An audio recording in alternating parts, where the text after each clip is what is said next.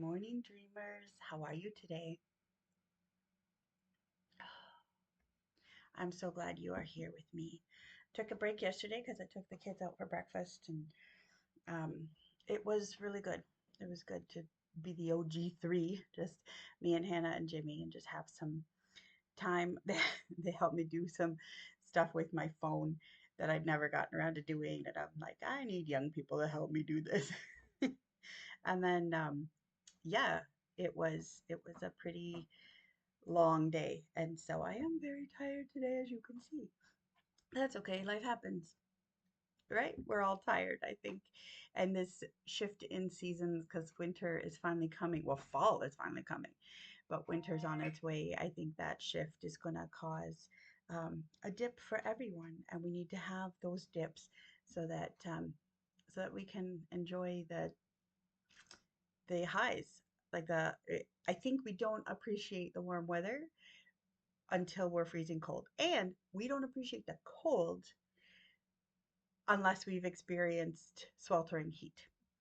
And I believe that life is like seasons. It ebbs and flows and ebbs and flows so that we can enjoy whatever moment we're in. My friend said that her partner told her son, um, be where your feet are.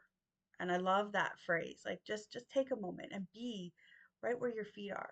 It's really hard to just try to fly through life. Like just breathe. And that's one of those things where I love the breaths. Your exhales are longer than your inhales. That's the fastest, simplest um, mental health breathing exercise, just physical health breathing exercise. We often like to separate mental health from physical health, and they're one and the same because you can conquer your brain by doing physical things, and you can also conquer physical issues by taking care of your mental health as well.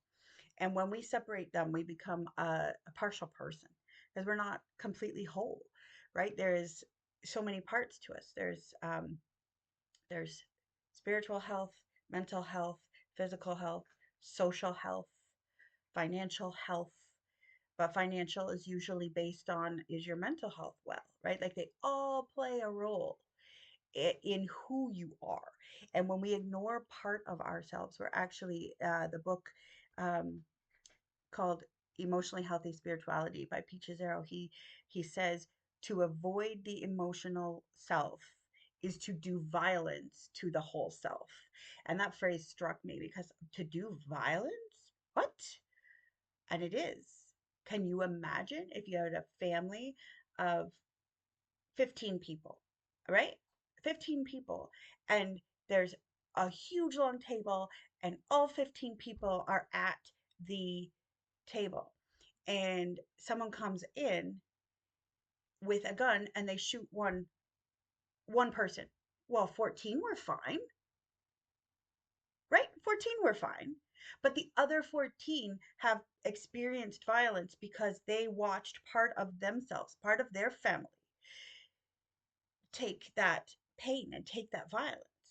And we are doing violence to ourselves when we completely ignore, shut down, and suffocate a part of ourselves.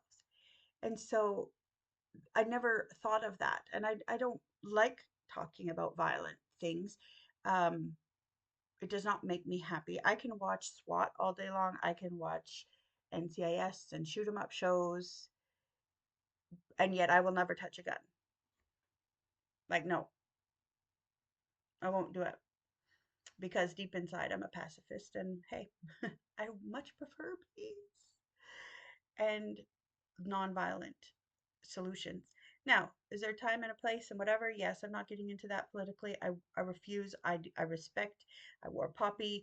I, that's not the issue here. My issue is when we ignore part of who we are. And so I am learning that I need to remember who I am. And I hope you learn that who you are is valuable. There's space for you here. In fact, God created a you sized hole in this world, and the only one that can fill it is you. Now, others might ask you to fill more holes than just your hole, or you might think you need to fill more holes than your hole, or you might think you don't have the right to fill every part of your hole. But it's a you-sized hole.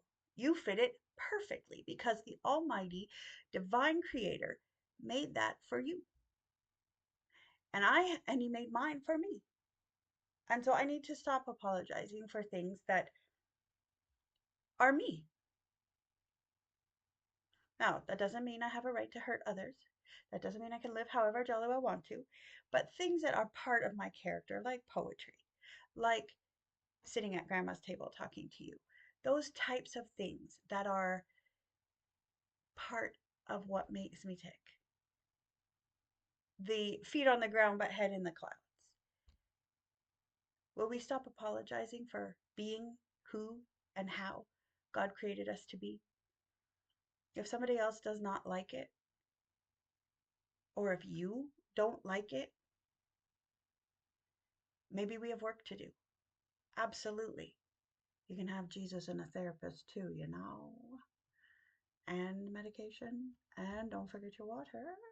It's lemon. It's lemon water, just so you know. Don't forget it. It's important. But yeah, today, take up your space.